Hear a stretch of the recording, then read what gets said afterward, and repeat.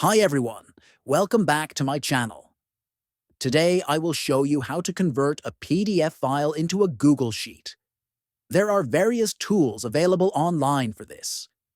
For this tutorial, we'll use a free online converter called Small PDF. So, let's dive right in. Open your web browser and go to smallpdf.com.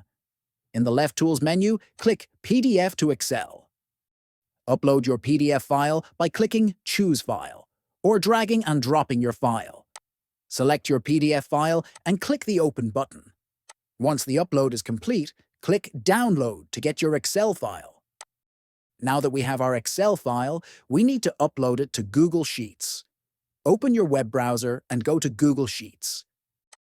Click on the folder icon in the top right corner labeled Open File Picker. Select the Upload tab and drag your Excel file or click Select a file from your device.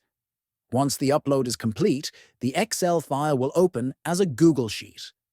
Now that our data is in Google Sheets, we may need to do a little formatting to ensure everything looks good and is easy to read. And that's it.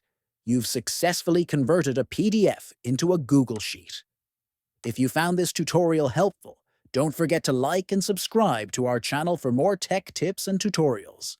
Thanks for watching.